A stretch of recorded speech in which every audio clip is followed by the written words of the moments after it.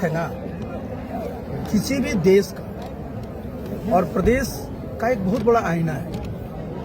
वो दिखाता है कि उस देश में और उस प्रदेश में क्या स्थिति है आर्थिक, कितने रिसोर्स हैं, रिसोर्स का बंटवारा किस हिसाब से हो रहा है, और मुख्य फोकस क्या रहता है कि जो समाज का अंतिम व्यक्ति है उसमें उसको क्या मिलने जा रहा है। मुझे अपने सबके लिए प्रावधान रहता है, लेकिन मेन फोकस क्या रहता है कि भाई देखिए, संविधान में क्या था, जब हम लोग संविधान बनाए थे कि हम भारत के लोग, we the people of India, तो जो हमारा पूरा का पूरा जो बजट होता है तो देखा जाता है कि भारत के लोगों के लिए, और बिहार में अगर हम बात करें तो बिहार के लोगों को उस बजट में क्या है।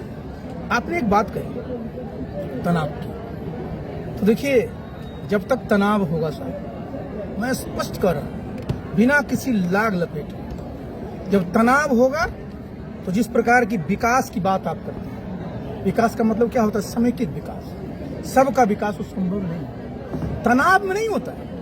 जब तनाव रहेगा, लोग तनाव में रहेंगे, तो तनावग्रस्त समाज का क्या विकास हो सकता है। उसको तो पहले, सबसे पहले आपको तनाव को समाप्त करना। और जिस बात की मैंने चर्चा की थी और बिहार के संदर्भ में हमने कहा था कि भाई 2005 से 2010 में जब नीतीश बाबू सरकार में आए थे तो क्या कहते थे लोग कि जंगल राज है पहले, और क्या था कि कानून का राज, और ये सही है।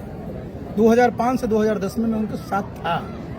2005 से 10 में बिहार में अपराधियों की हिम्मत था कि कहीं वो गोली चला ले, सवाल ही नहीं उठता है। अपराधी लोग के मन में कानून का भय था, चूंकि आज तो सरेआम गोली चली। अरे भाई, तो बता रहे, मैं तो ही बता रहा हूँ कि इससे बड़ा दुखद बात क्या हो सकती है कि उस क्षेत्र में गोली चल रही है जिस क्षेत्र का नीतीश बाबू ने एक बार नहीं 5-5 बार प्रतिनिधित्व किया है।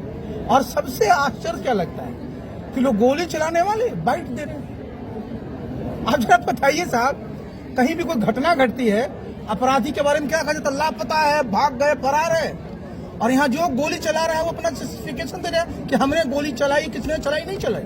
मतलब क्या है साहब, ये बिहार के लिए सबसे बड़ी चुनौती फिर से आ गई कि बिहार फर्क उससे वहीं खड़ा हो गया कि जब एक जगह जब गोली चलने लगेगी ना, कैसे रोकिएगा। देखिए कारण क्या है, ये नीतीश बाबू तो वही है जो 2005 में थे, नाम तो वही है, मुख्यमंत्री भी यही है। 2005 और 10 में जो एक सरकार का जो इकबाल था, सरकार इकबाल से चलती। इकबाल गया क्यों, आपने छोड़ा क्यों उनको?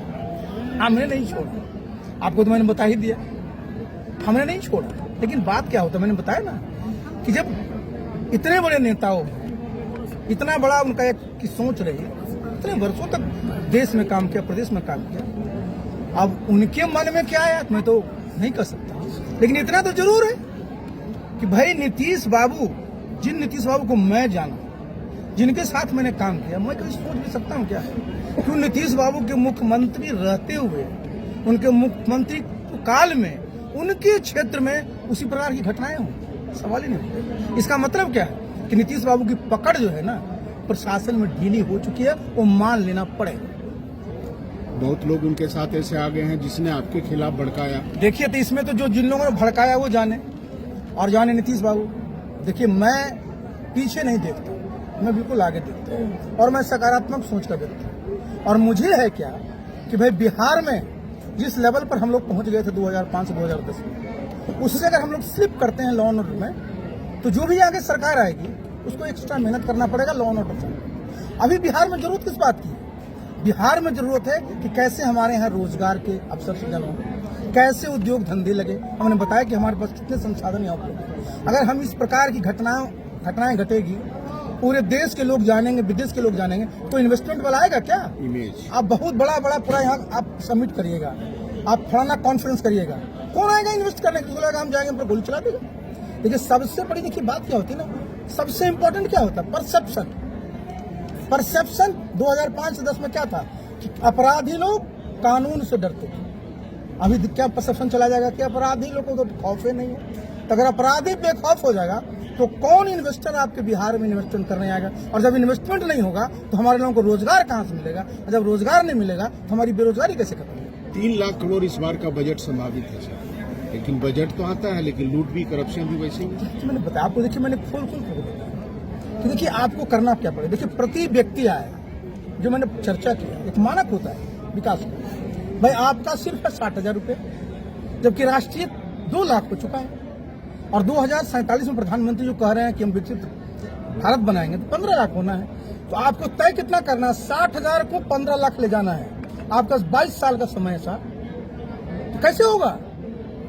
एक इस प्रकार का माहौल बनाना पड़ेगा कि लोग बाहर से भी लोग और हमारे बिहार के लोग जिनके पास पूंजी आके इन्वेस्ट करें। लेकिन कब कैसे करेंगे? जब माहौल पता चलेगा कि साहब गोलियां चल रही है। देखिए, अगर जहां कहीं भी आप कहाँ, गुजरात में लोग आते हैं, महाराष्ट्र में लोग आते हैं, तमिलनाडु में लोग आते हैं, कर्नाटक में, तो वहाँ जातीयता नहीं है क्या? बहुत जातीयता है।